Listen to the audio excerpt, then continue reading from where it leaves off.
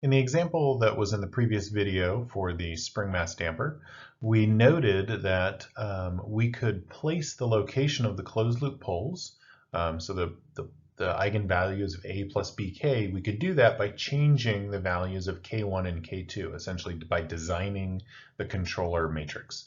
And so this notion of designing the controller matrix in order to achieve certain closed loop poles, this is exactly the idea of pole placement. And so what we're going to do is we're going to talk about how you do that in general, and that's going to bring up the fact that the reason why that was particularly easy to do in that example is because the state space system was already in a convenient form. And so what I'm going to remind you, and that's what this slide is doing, is just reminding you that state space models are not unique. So there are many different ways that we can represent a state space system.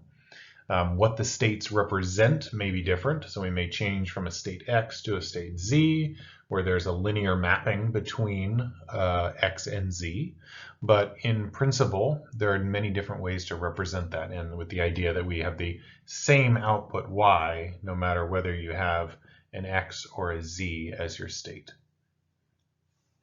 So again, it's the reason why that example was easy is because the A and B matrices had some nice structure associated with them. And we're going to give that structure a name, and the reason for this name is going to become clear pretty soon. And we're going to call this control canonical form. And so canonical forms are just several different kinds of structures that have some nice associated properties and nice meanings. And so what we're showing on this slide is essentially, here is a state space system in control canonical form. The way that this is characterized is that the B matrix has a 1 as its first entry and zeros in all the other entries. The A matrix has all of its information really characterized on the first row, and all of the other non-zero elements are just ones on this kind of off diagonal but along the diagonal element. So the main diagonal of this matrix would be this. So this is kind of one below that diagonal line, and so that's these are all ones. And again, all the kind of system information is in this first row. And then the output matrix for the output here is just given by coefficients. And so if we connect this back to the original differential equation and or the original, the corresponding transfer function, we see this connection. And so these A1, A2, A3, these are the coefficients in front of the various derivatives of y in the differential equation. This B1, B2 through Bn, these are the various coefficients in front of the derivatives of the input in the original differential equation. And so we know that if we were to take the Laplace transform of this differential equation and put it into a transfer function, we would observe that this transfer function would have polynomials where the coefficients of the denominator polynomial are given by the coefficients of these derivatives, and the coefficients of the numerator polynomial would be given by the coefficients of these zero elements. And so this allows you to go directly from some nth order differential equation or a transfer function and go directly to state space representation, in particular this control canonical form of state space representation. And likewise, if you're already in this control canonical form for state space, you can then go directly back to some of these other representations. So this is, you'll notice that the state space representation of the spring mass damper is a little bit different. Essentially, things are flipped. But in principle, it is this kind of special structure that gives us the ability to compute the eigenvalues of the closed loop system quite easily. And so that's what we're going to do next. So recall that in forming the closed loop system, we need to define our input to be this feedback form k times x. And so k is a matrix, in this case because u is a scalar, just a single input, we're going to have a 1 by n a row vector that represents our controller gains. And so what's nice about this is that if you look at forming A plus BK, so A is simply this matrix, and B is simply this matrix.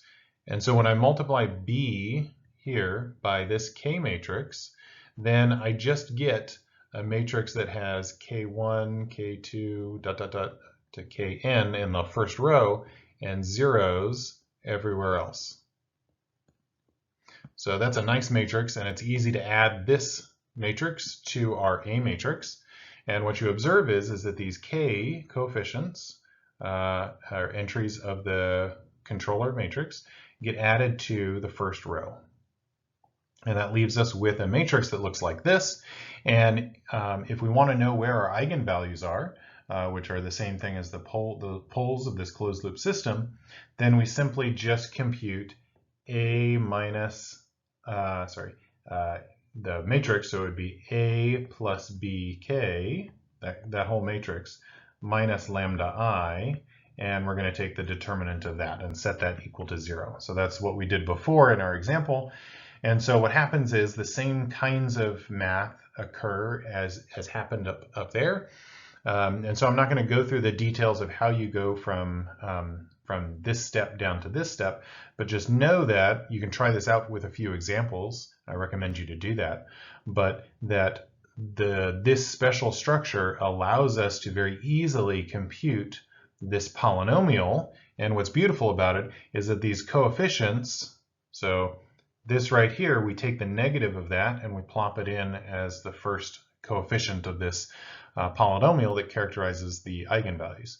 I take this one, I take the negative of it and plop it in right there, and that is going to be the coefficient of the second term here. And we keep doing that down to our last term. And then what we do is we, just like we did in the example, we write out what our desired characteristic equation is. So if we want poles at 2 or 3 different values, we have lambda minus, say, lambda 1 would be one of them.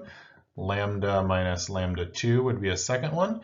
And you just keep adding these terms, and then you just multiply this all out to get this desired polynomial that would be lambda to the n plus some coefficient times lambda to the n minus 1 plus lambda, or alpha 2 times lambda to the n minus 2 plus dot dot dot. And so this allows us to make a direct correlation between this number, which we can compute. We can compute what alpha 1 is depending on what our desired poles are. So we're going to be placing those poles where we want them. And since we already know A1 from our system, and we know alpha 1 from our desired poles, then all we have to do is figure out what K1 should be in order to make this whole term equal to alpha 1. And so we just do that for each of these terms, and that directly connects with setting K1, K2 through Kn, which then gives us our controller matrix that achieves that pole placement. So A plus BK will have eigenvalues exactly where we want them.